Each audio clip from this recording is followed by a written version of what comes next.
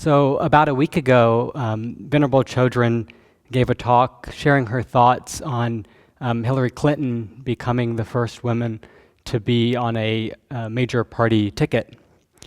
And she talked about how Hillary's mother would have been very proud of her, and that it reminded her of her mother and how her mother would be proud as well of women of doing this. And so I wanted to speak a little bit about my own grandmother and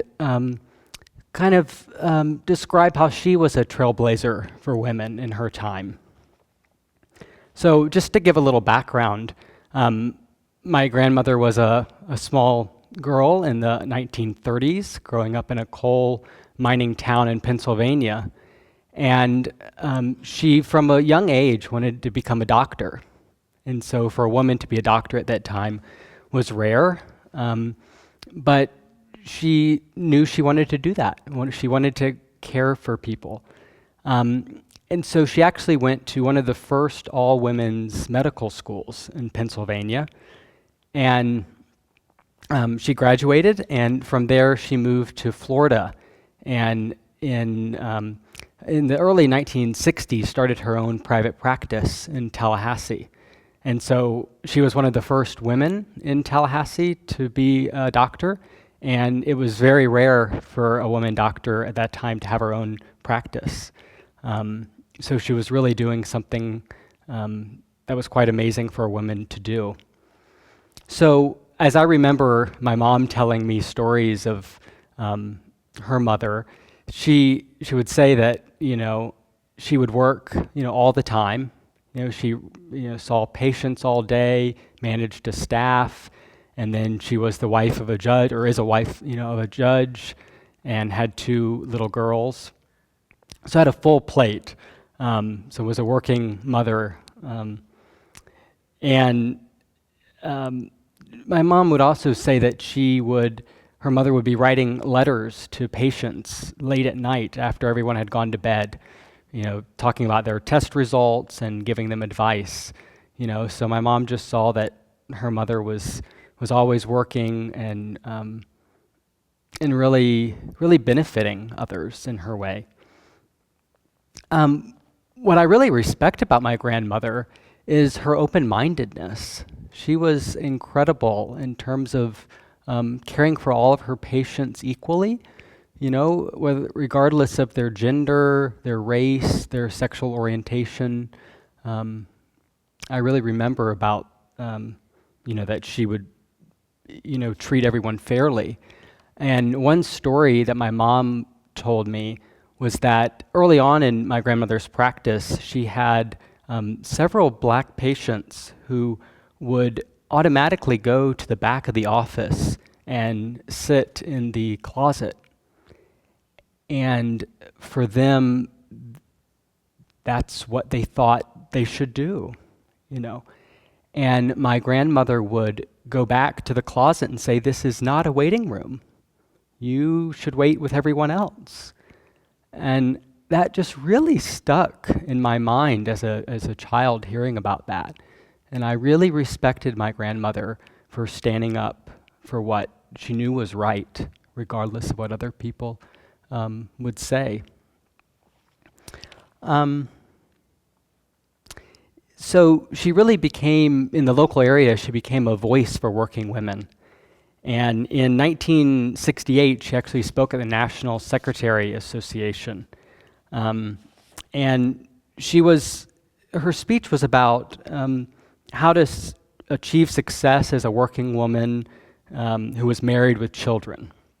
And so she had some advice that she gave, and she said that this was the best advice she had ever received, was that to be successful, you had to maintain 3 essentials. That was good help, an understanding husband, and good health. So this is what she says. Which would you rather have? Remember, it is physically and emotionally impossible for you to do 2 full-time jobs and do justice to both and to yourself. Something has to give, and it will usually be you. So she said, an understanding husband whose wife is the sharing in the breadwinning should be and is expected to share some of the household responsibilities. He should be, she pointed out, that a truly stable and masculine male is so sure of his own image that no amount of dish drying and diaper changing will ever distort that image. And my grandfather, did help around the house. She was the strong one in the family, actually. So he did not let that bother him. And I think that too showed me a lot about gender roles and how you don't have to accept the roles that are set out in society. And they really showed that as a couple and as a family. As part of the subject of good health, she actually highly stressed mental health. And so I thought that was particularly interesting because we're all about mental health. So she placed high rank on the need for finding sources of emotional satisfaction, not only because of the devastating effect mental illness has on our lives, but because of its profound influence on our physical well-being. She noted, for example, that everyone needs a feeling of importance, to be loved and to have variety of life. So she says this, true happiness is only possible through satisfactory interpersonal relationships with other people. If we refuse to look beyond the four walls of our job or beyond the demands of our children, the sudden removal of these responsibilities may suddenly leave us in a vacuum with no pillars of interest to fall upon. So that really hit home, and it, to me, I extend it past just relationships, but also a spiritual grounding, a spiritual foundation to fall back on. Because as we talk in Buddhism, you could lose your job, you could lose your children, you could get divorced, and to have something besides those things that give you some stability in life. So she continues, good health requires not only a state of well-being, but a reason for well-being. When one develops an attitude that life is over merely because he has reached a certain chronological age, he has indeed taken the first step to decay. Think young, act young, contribute to the happiness of others through your acts, and you will, in truth, be young, no matter what your chronological age.